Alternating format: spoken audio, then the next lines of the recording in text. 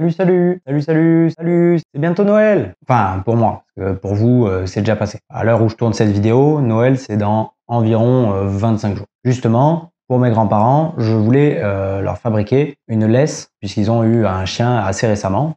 Donc, je me suis dit que ça pouvait être sympa de leur faire une petite laisse personnalisée. Et puis, bon, je sais pas s'ils l'utiliseront parce que ça sera sûrement moins pratique qu'une laisse qui sent avec un enrouleur. Mais bon, moi j'ai envie de faire une laisse avec un bel objet, voilà, tout ça. Je pense que ça leur fera plaisir quand même, donc je vous montre comment je fais ça.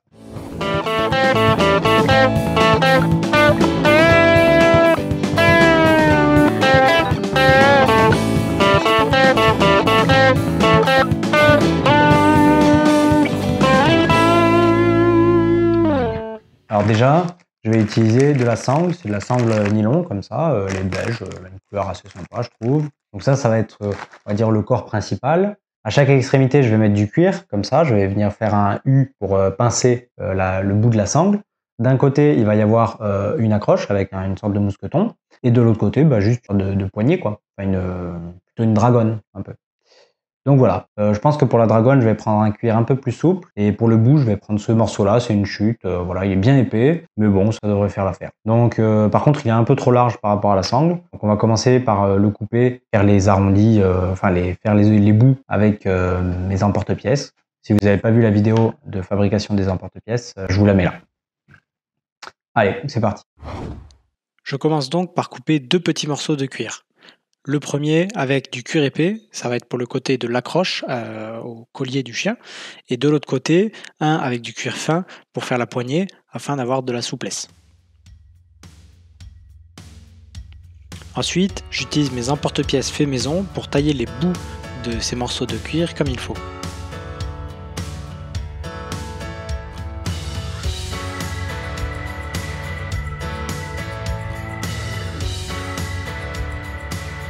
Je viens maintenant gratter et couper la croûte du cuir pour réduire l'épaisseur dans le morceau de cuir épais.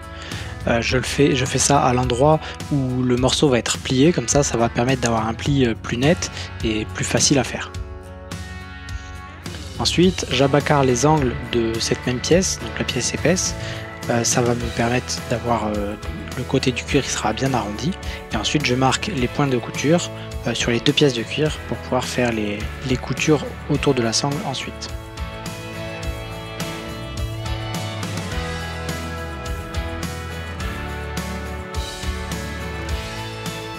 Maintenant, je vais utiliser mon tampon à texte modulable.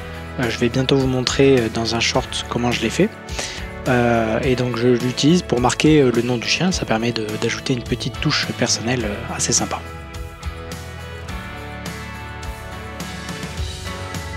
Je réalise ensuite une teinture marron à l'aérographe. Bon, en vrai, il n'y a pas vraiment besoin de l'aérographe. J'aurais pu faire une teinture à l'éponge, ça aurait très bien marché aussi. Mais là, bon voilà, j'étais en train de faire la teinture avec l'aérographe pour d'autres pièces. Donc autant le faire aussi. Je nourris ensuite le cuir avec de l'huile de bœuf et je fais le travail de tranche afin d'avoir des tranches bien lisses. Bon, malheureusement, le plan pour le travail de tranche n'est pas exploitable.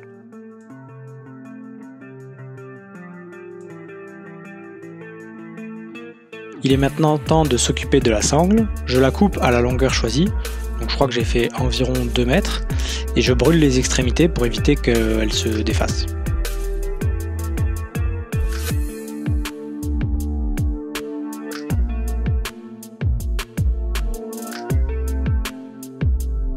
Je réalise ensuite les coutures. Pour cela, je pince la sangle entre les 2 bouts de la ceinture en cuir, en ayant bien mis la quincaillerie avant évidemment.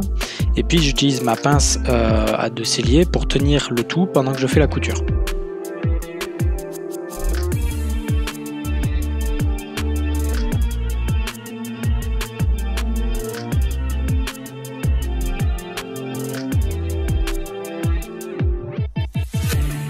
Je fais pareil pour la poignée et ensuite je scelle les coutures en brûlant les bouts de fil avec mon briquet.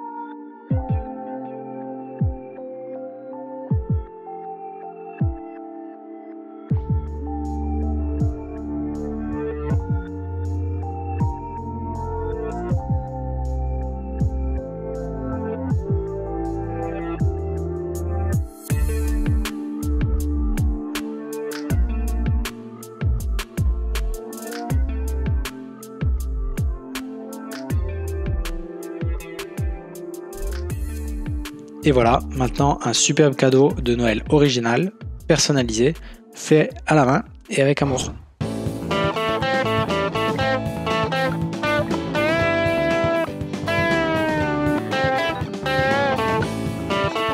N'hésitez pas à liker si ça vous a plu et à commenter la vidéo, à la partager. Et moi je vous dis à dans 2 semaines.